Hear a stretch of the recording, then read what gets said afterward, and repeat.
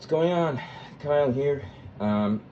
Just wanted to announce that I'm going to start doing tabletop reviews and unboxing videos of tactical knives. The sword reviews are coming, but I feel like I need something better than my iPhone to do them. So this is just a trial run with my new stand and my table. I've already unboxed this, so this is not an unboxing. This is a Microtech SBD stonewash standard. Now, it's not one of the custom versions. One's with DLCs, Cerakote finishes. They're coming out with a lot in Cerakote finishes soon. If you've seen the SHOT Show Microtech video, there were a lot on display with cool Cerakotes, serrated edges, and all that. This is just black and silver stonewash standard, which honestly is my preference. But I do really like the Two Saints Scales version of the SBD. It's gorgeous.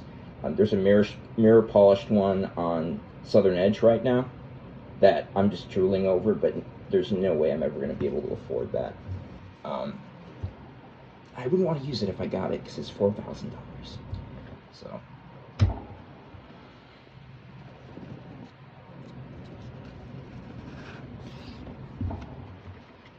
Love Microtech boxes.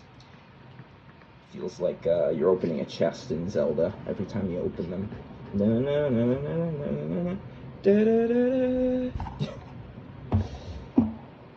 Comes the tech lock.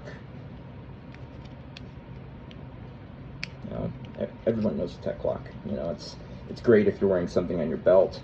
I'm mostly IWB though.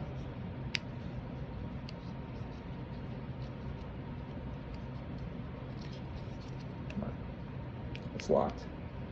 There we go. Now, I was afraid that this would require proprietary screws when I saw these. These are the much justly infamous tri-wing screws, but really these are just for these Phillips head screwdrivers to go through and seat. So,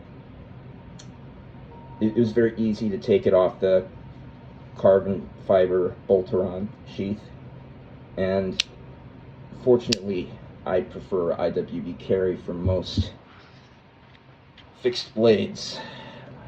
Small fixed blades, reasonably sized fixed blades. I got big fixed blades, but I don't get a lot of use out of them. This is the SBD. I put a brown leather soft IWB loop. You can get these on Amazon for like $10. They're awesome. With an Ulti-Clip, I could put an Ulti-Clip Slim 3.3 on here, and that would make it hug my body a little tighter, and it would sit a little lower in the waistband, because when you lift this up, it goes up with the loop, and the loop stops at your belt. So I'm drawing this about where my rib cage starts when I actually pull it, which I'm not a fan of. So I'm going to get an Ulti-Clip for this. The 3.3 Slim will fit, and it's superior. I'll do a video on the Ulti-Clip at some point, just how great they are. But the CSBD, as you see, the Bolteron is formed over the guard. So when you first get this, you're kind of like, well, how do I get this out? How do I? You feel like you're going to cut yourself. After I put on the loop, maybe the one saving grace of the loop, you just kind of hold it, pull. It's gorgeous. It's M390 USA, born in December of 2021, so this is recent. And it feels really good in a pinch grip for thrusts, overhand, but the underhand grip is where blades of this size excel, particularly daggers. You can cut in one way, cut in the other. And the cool thing about this is that the way these scales are formed, it kind of locks into your hand, and it feels like a very sturdy grip. You've got some jimping up here, and that jimping gives you a little bit more purchase. Unfortunately, the Bassinelli Raptor L is where I hold the highest esteem for when it comes to jimping, because it's just so aggressive that they're so toothy, and I love that. And I'm like, why don't knives have more aggressive jimping? Are people complaining about them? Oh, it hurts my hands. It's like, yeah, well, it's kind of nice to have really aggressive jimping, really aggressive scales too. It's good to not fumble your knife. It's just, I don't know why materials aren't coarser, grittier, grab you harder. Doesn't make sense to me. But basically, with this, you can use it in underhand grip for thrusts, but for cutting, it feels kind of impotent like this. But in the reverse grip, it feels a lot better. You can almost employ it like you would a karambit, just kind of cutting outwards. If you're an escargot, you can just do 1s and 2s with either side of the edge. But yeah, one thing I don't like, and it gives you great retention, so I got to give it points for that, but the sheath could have been a little easier to deploy this knife. Now, when this is locked on to your pants or your belt, it'll come out no problem, but trying to take it off while it isn't mounted, it's a bit of a task. There we go. Even that's a little difficult.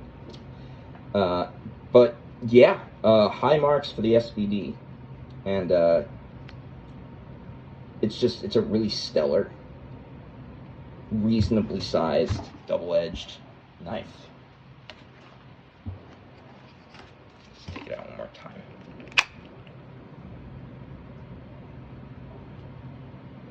And use it. I mean, this is a weapon. Don't buy this thinking you're going to use it as utility reasons or for practical cutting.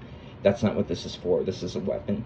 If you want a bladed implement as your weapon to accompany a firearm or by itself even, this is pretty good. It's not my favorite, but I would feel very comfortable having this as a defensive option. I've carried it 3 or 4 times since I got it, and it's been a joy. People really like it. It's a very sexy knife. It has the fuller there with the pierce work. It's not a blood groove, it's a fuller. Historically, fullers were done to blades to widen them and lighten them.